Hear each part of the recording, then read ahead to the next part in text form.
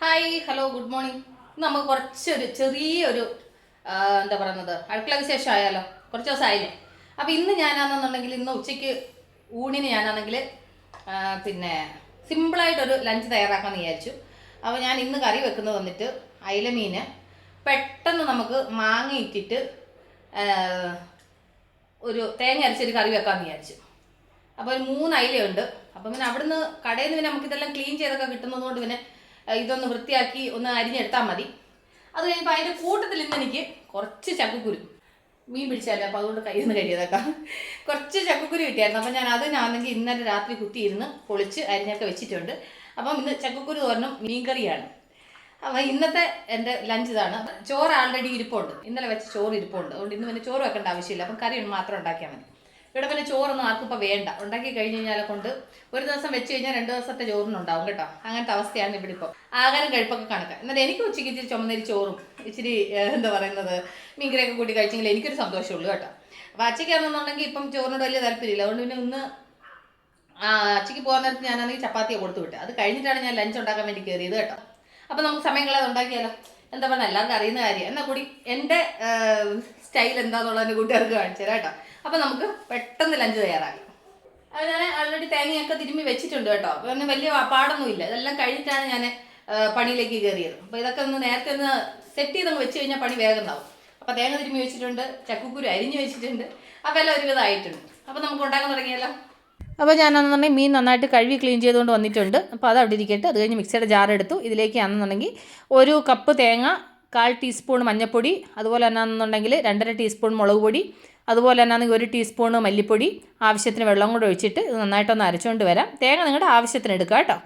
അപ്പോൾ ഇത് നന്നായിട്ട് അരച്ചുകൊണ്ട് വന്നിട്ട് അത് അവിടെ ഇരിക്കട്ടെ. അത് കഴിഞ്ഞ് ഞാൻ അതിനകത്ത് ചേർക്കാൻ വേണ്ടി കുറച്ച് മുരിങ്ങയ്ക്കായി. ഇത് ഞാൻ നിങ്ങളെ കാണിക്കുന്നതെന്ന് വെച്ച് കഴിഞ്ഞാൽ ഇതിപ്പോൾ ഒരു 6 മാസമായി ഞാൻ ആ മുരിങ്ങയ്ക്ക കട്ട് ചെയ്ത് ഫ്രീസറിൽ വെച്ച്. അതുപോലെ ഞാൻ മാങ്ങ ഇതുപോലെ ഫ്രീസറിൽ സ്റ്റോർ ചെയ്ത് വെക്കാറുണ്ട്. ആ മാങ്ങ മുറിച്ച സമയത്ത് അതിൻ്റെ കൂടെ 5-6 ചക്കക്കുരു മുറിച്ച് വെച്ച സത്യമായിട്ട് ഞാൻ ഓർത്തേയില്ല കേട്ടോ, മറന്നേ പോയി. അപ്പോൾ ഞാനിപ്പോൾ ആ ചക്കക്കുരു അതിൽ നിന്ന് മാറ്റി.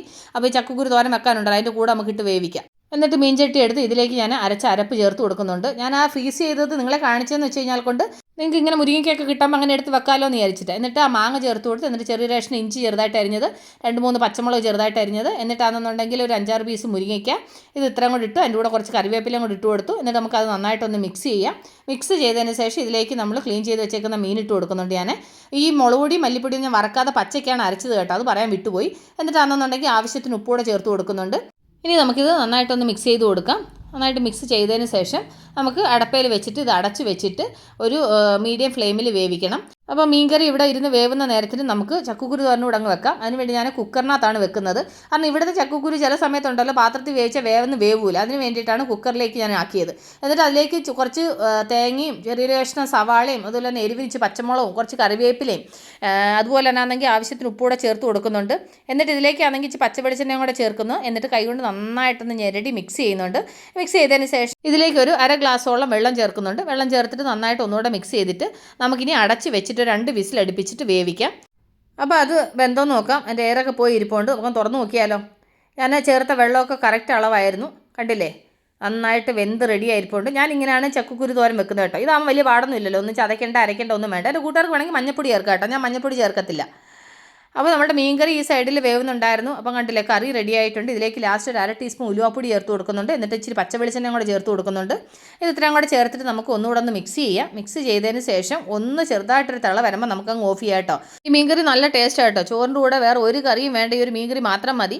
അതിൻ്റെ കൂടെ പിന്നെ ഞാനിപ്പോൾ ഒരു ചക്കക്കുരു തോരനൂടെ ഉണ്ടല്ലോ, ഇന്നത്തെ ലഞ്ച് ഞാൻ അടിച്ച് പൊളിക്കുക. അത്ര നല്ല സൂപ്പർ കറിയാണ്. പിന്നെ ഞാൻ ചാറ് ഇച്ചിരി നീട്ടിയാണ് വെച്ചേക്കുന്നത്. കാരണം വെച്ച് കഴിഞ്ഞാൽ ഞാൻ വേറെ ഒഴിക്കാനൊന്നും ഉണ്ടാക്കിയിട്ടില്ല. എനിക്ക് മീൻകറി വെച്ചിട്ടാണ് ഞാൻ ആഹാരം കഴിക്കുന്നത്. അതുകൊണ്ട് ഇച്ചിരി ചാറായിട്ടുണ്ട്. അപ്പോൾ മീൻകറി റെഡി ആയിട്ടുണ്ട്. അപ്പോൾ നമുക്ക് സ്റ്റൗ ഓഫ് ചെയ്യാം.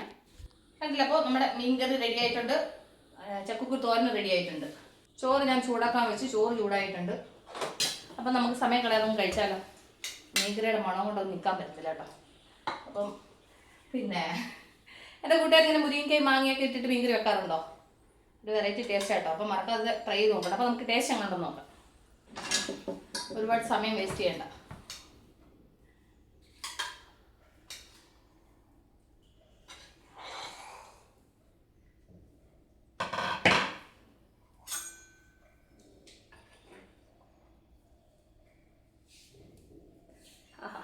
ചൂട് മീൻകറിയും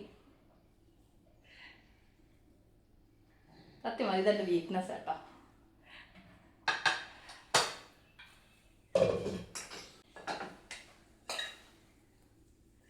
ചക്കക്കുരു പോലെ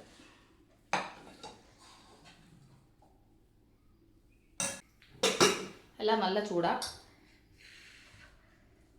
നല്ല കൂടി എൻ്റെ ടേസ്റ്റ് പറയണ്ടേ.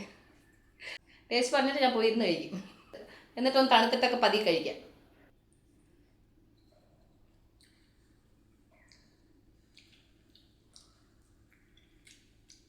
മീൻകറിക്കകത്ത് കിടക്കുന്ന മുരിങ്ങ കഴിക്കാൻ ഭയങ്കര ടേസ്റ്റാണ്. വേറെ ലെവൽ ടേസ്റ്റ് കേട്ടോ. അപ്പോൾ എൻ്റെ ഉച്ചക്കലത്തെ ലഞ്ച് എന്നാൽ എൻ്റെ കൂട്ടുകാർ കണ്ടല്ലോ. അപ്പോൾ എൻ്റെ കൂട്ടുകാരെല്ലാം ഊണ് കഴിച്ചു. എന്താ ലഞ്ച് എന്നുള്ളത് കമൻറ്റ് ചെയ്യുക. അപ്പം ഞാൻ പോയിരുന്നൊന്ന് സമാധാനത്തിൽ ഊണ് കഴിക്കട്ടെ.